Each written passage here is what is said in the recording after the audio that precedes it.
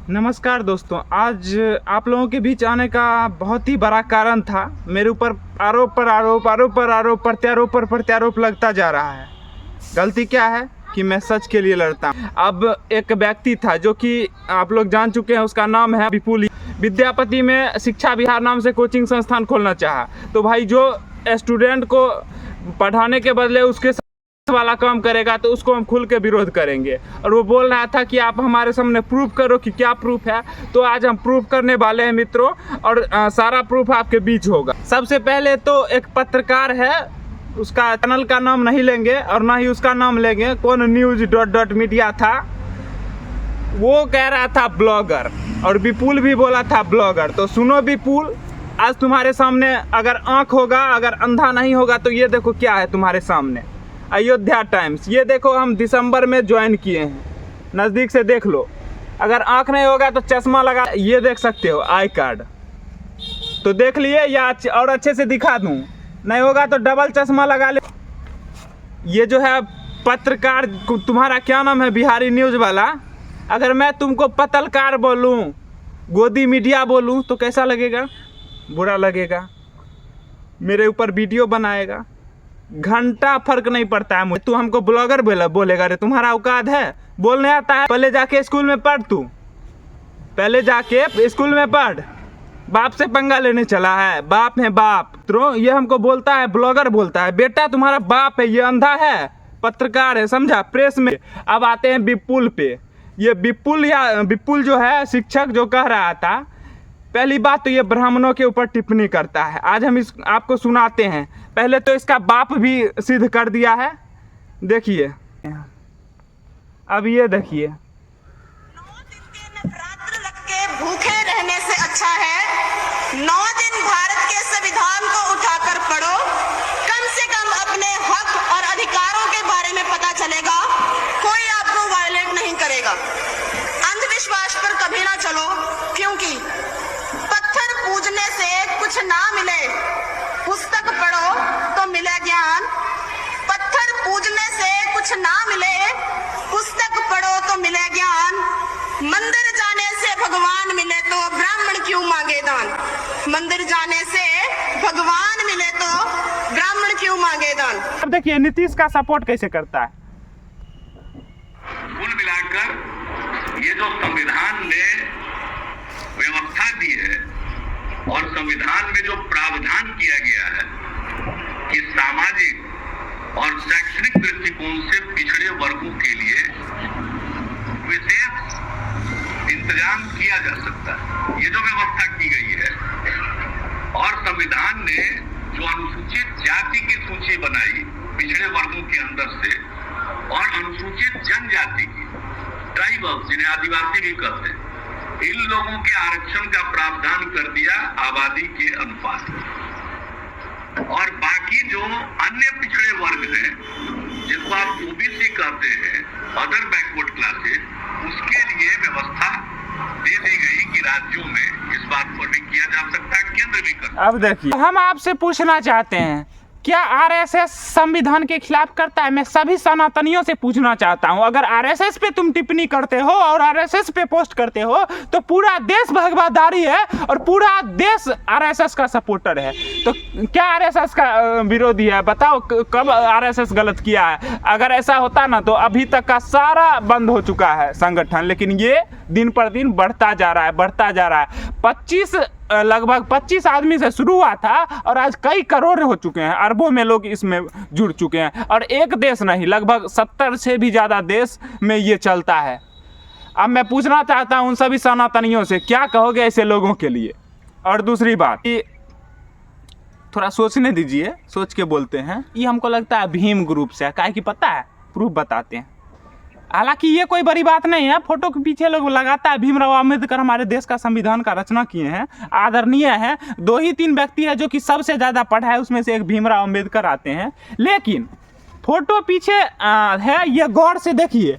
और ये दिखाने का मेरा मकसद ये भी था, आपने देख लिया इसके फोटो के पीछे हमारे देश के हीरो, रियल हीरो माननीय भीमराव अम्बेडकर जी हैं, जो कि हमारे देश के संविधान के रचयिता हैं, जिसके वजह से हमारा देश का अस्तित्व है और देश में उनका नाम सदा अमर रहेगा। लेकिन कुछ लोग इनके नाम को गलत गंदगी फैला रहे हैं नाम के ऊपर। इसमें से ये एक विपुल भैरव भी आता है। एक आप सुने होंगे भीम ग्रुप चलता है, वो भी संगठन है जिसमें जितना भी लोग हैं वो आरएसएस का विरोधी है, भगवा का विरोधी है, ब्राह्मणों का विरोधी है, भगवान को नहीं मानता है।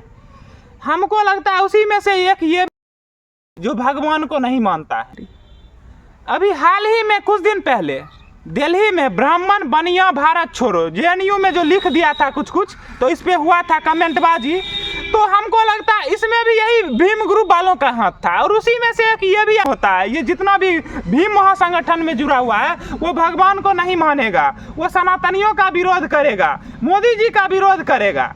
तो ये अच्छे ऐसे लोगों को क्या कहिएगा बताइए। साइंस भी भगवान को माना था। कुछ लोग कहते हैं कि साइंस भगवान को मान, अरे बोकू जो बोलते हो जाके पढ़ो आइंस्टाइन का हिस्ट्री, जाके पढ़ो हिटलर का हिस्ट्री, जाके पढ़ो हमारे एडिसन का हिस्ट्री, वो भी साइंस को माना है और मानना पड़ेगा भाई। जब कुछ होता है तो जब दुख में जाते हो वही भगवान तुम्हारा सहारा बनते हैं। तो तुम भगवान को नहीं मानते हो यार, कैसा निर्दयी हो। हमारे देश के यशस्वी प्रधानमंत्री जी भगवान के आगे सर झुकाते हैं, चाहे मुस्लिम हो वो भी अपने अल्लाह के आगे सर झुकाते हैं। लेकिन ये देखिए देशद्रोही पाखंडी ये भगवान को नहीं मानता है।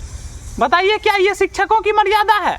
शिक्षक सिखाते हैं भगवान के बारे में कि भगवान ये भगवान का क्या कहते हैं ना, भगवान का नाम और भगवान के प्रति श्रद्धा जो है ना हमें ऊंचा पहुंचाता है, हमें फर्श से अर्श तक पहुंचा सकता है। और जिसके अंदर में भगवान का नाम ही ना हो, भगवान के नाम पे नफरत हो, वह एक निर्दयी ही हो सकता है ना, वो कभी शिक्षक नहीं हो सकता। दूसरी बात, जिसके अंदर खुद शिक्षा की कमी हो वो दूसरों को क्या शिक्षा देगा? ठीक है, तो ऐसे लोगों का तो समाज में विरोध होना चाहिए। और भी देखिए ये मेरे प्रति न्यूज़ डाला है, शिक्षा विहार संचालक के ऊपर लोकल रिपोर्टर ने बिना साक्ष्य लगाए आरोप। आखिर क्या है मामला पूरा देखिए। ये कल बनवाया है, मेरे प्रति आरोप लगा। ये देख सकते हैं ये कैसे गुंडा जैसा सिगरेट पी के डालता है। अब एक दिखाते हैं आपको, तो ये देख लिए। बताइए कब बीजेपी का 35 से 37 विधायक टूट के चल गया जेडीयू में। मतलब कि ये खुल के जो है ना बीजेपी को चाहता है कि नस्तो नाबूद कर दे, ब्राह्मणों को ख़त्म कर दे, भगवान को ख़त्म कर दे। मतलब कि ये चाहता है कि निर्दयी बना दे हमारा भारत देश जो भगवान को मानता है। यहाँ सबसे ज़्यादा देवी देवताओं का महत्व है, पवित्र स्थान है, यहाँ पे सबको शरण मिलता है। ऐसा कहा जाता है कि धरती लोक का ये स्वर्ग लोक है, इसको ये नरक लोक बनाना चाहता है। ये जो है ना हिजरा, ये चीनी विदेशी सभ्यता को यहाँ लाना चाहता है। अब दिखाते हैं आगे आपको। और उसके बाद ये जो बोल रहा है कि जो लड़की के साथ ये करता था तो वो वाला हम नहीं ला सकते हैं, क्योंकि वो लड़की जो है अपने क्षेत्र की है, पहली बात। दूसरी बात कि उसका पिता नहीं है, और वो एक ऊंचे फॉरवर्ड समाज से आती है, उसका शादी नहीं होगा। क्या हम पूछना चाहते हैं सभी समाज के लोगों से, क्या आप चाहते हैं कि एक लड़की का फोटो या इमेज सामने लाए और फिर उसका चरित्र गंदा हो जाए और उसका शादी विवाह ना हो? हम ये नहीं कर सकते, चाहे हमको जेल ही क्यों ना जाना पड़े, ये हम नहीं करेंगे। आप लोग ज़्यादा से ज़्यादा यही नहीं कहिएगा कि हमारा झूठ लगा रहे हैं, ठीक है, मंजूर है। अगर किसी को साबित करने के लिए, गलत साबित करने के लिए एक किसी लड़की को बदनाम कर दे, ये हमारे खून में नहीं है, हमारे पूर्वजों ने ये नहीं सिखाया है, हमारी माँ ने ये हमें संस्कार नहीं दिया है, तो हम ये नहीं कर सकते हैं। हमें जेल भी जाना पड़े मंजूर है। ज़्यादा से ज़्यादा आप लोग यही टिप्पणी कीजिएगा कि ऋतुराज चौधरी गलत तरीके से उसको बदनाम करना चाहता है, हम ये सह लेंगे, लेकिन किसी लड़की को बदनाम होते नहीं देख सकते हैं। बेशक हमारी अपनी बहन नहीं है, माँ नहीं है, भी किसी औरत से ही मेरा अस्तित्व है, तो इससे ज़्यादा हम कुछ नहीं कहेंगे। उसके बाद हमारे बसंत सर हैं एक, मैंने उनके बारे में बोला था, बसंत सर और उनको दोनों को चंदन सर नॉलेज पॉइंट से निकाले थे। तो मेरा मोटो ये नहीं था कि बसंत सर को निकाले थे, मतलब दोनों साथ में वहाँ से गए थे। शायद बसंत सर खुद अपनी मर्जी से चले गए थे। बसंत सर एक अच्छे शिक्षक हैं, आने वाले हमारे भविष्य को वैसे वैसे युवा मिल के बिहार को आगे ले जाएंगे। तो बसंत सर बहुत अच्छे शिक्षक हैं, इनमें कोई दिक्कत नहीं है। उसके बाद आ गए नॉलेज पॉइंट के चंदन सर, उनसे मेरा कोई गिला शिकवा नहीं है, नहीं है, कमी घटी थोड़ा बहुत हर इंसान में रहता है, लेकिन अभी तक उन पे कोई दाग नहीं लगा है इस तरह से, तो मैं इस पे कुछ नहीं कहूँगा। और मेरे हिसाब से मेरे साथ उनका बहुत अच्छा व्यक्तित्व है। उसके बाद बहुत संघर्ष करके, मैंने देखा है उनको कि संघर्ष करके वो आगे बढ़े हैं। ठीक है, एक टाटी का स्कूल कोचिंग खोले थे और आज छत तक का सफ़र किए हैं, 500 बच्चों को अभी पढ़ा रहे हैं। तो इसलिए हम आपसे चंदन सर मेरा कोई गिला शिकवा नहीं है, लेकिन आप एक सभ्य शिक्षक का पहचान कभी कभी भूल जाते हैं। तो पहली गलती थी आपको, लेकिन ऐसा नहीं होना चाहिए चंदन सर। जैसा कि आपने मेरे ऊपर बोला है कि टीआरपी और व्यूज़ के लिए कुछ भी बोल देता है, तो आप भी पढ़ाते हैं बच्चों को, तो कहीं ना कहीं आप भी टीआरपी के लिए करते हैं, आपको भी पढ़ाने से टीआरपी मिलता है। और कोई भी आदमी टीआरपी के लिए ही काम करता है, लॉजिक सी बात है कि नहीं है? भी व्यक्ति कुछ भी अगर अच्छा काम करेगा तो स्वाभाविक सी बात है उसे व्यूज़ और टीआरपी मिलेगा ही। तो इसलिए ये बात बोले तो ये तो आप अच्छा ही बात बोले। अब आप गलत तरीके से बोले या सही मंशा से बोले चंदन सर, ये तो हम नहीं जानते हैं। और आप मेरे बारे में क्या सोचते हैं ये मुझे नहीं पता, लेकिन मैं आपके बारे में गलत नहीं सोचता हूँ। अगर आप गलत करेंगे तो हम आपको भी गलत कहेंगे, लेकिन आप अच्छे हैं इसलिए हम आज आपको अच्छे कह रहे हैं। उसके बाद आ गए एक दीपक सर हैं, जो कि गुंजन सर के साथ पहले गुंजन सर के कोचिंग में पढ़ाते हैं, शायद अभी विपुल जी के पार्टनर। दीपक सर आपसे भी मेरा कोई गिला शिकवा नहीं है, अच्छा है आप पढ़ाइए, आगे बढ़िए, आपसे मेरा कोई गिला शिकवा नहीं है। बात रहा आविष्कार सर का, ये जो है इनका आविष्कार तुमको इज्जत नहीं देंगे, तुम हमको तुम किया है, क्योंकि एक शिक्षक को मर्यादा होना चाहिए, सभ्य होना चाहिए। उम्र में हम तुमसे थोड़ा छोटे हैं, इसका मतलब ये नहीं कि तुम हमको रे कह के बात करेगा, ठीक है, क्योंकि हम एक पत्रकार हैं। अगर औदा की बात किया जाए तो हम तुमसे ऊपर औदा रखते हैं, समझ गए? तुम भी ब्लॉगर कह रहे थे, सब लोग ब्लॉगर कर रहे थे, तो देख लो फिर से दिखा देते हैं, ठीक है। अब देखो ये मेरा अखबार भी देखो, ये देखो मेरा अखबार भी चलता है, समझे? आविष्कार तुम सुधर जाओ, समझे? हम तुमको अच्छे शिक्षक मानते थे, अच्छा है दूर से आते हो, हमारे क्षेत्र में ही रोजी रोटी कमा के खाते हो, इसलिए चाहते हो आराम से पढ़ाओ और चैन से रहो, ठीक है। तुमसे हमारा कोई दिक्कत नहीं है, लेकिन तुमने मेरे ऊपर कमेंट किया कि ब्लॉगर हूँ, तो ब्लॉगर मैं हूँ नहीं, मैं एक पत्रकार हूँ। दूसरी बात, तुम एक शिक्षक हो तो सभ्य से बात किया करो, हमको रिस्पेक्ट दोगे तो, इंग्लिश में कहावत है give respect and take respect, तो रिस्पेक्ट दोगे तो रिस्पेक्ट मिलेगा, गाली दोगे तो गाली मिलेगा, ठीक है।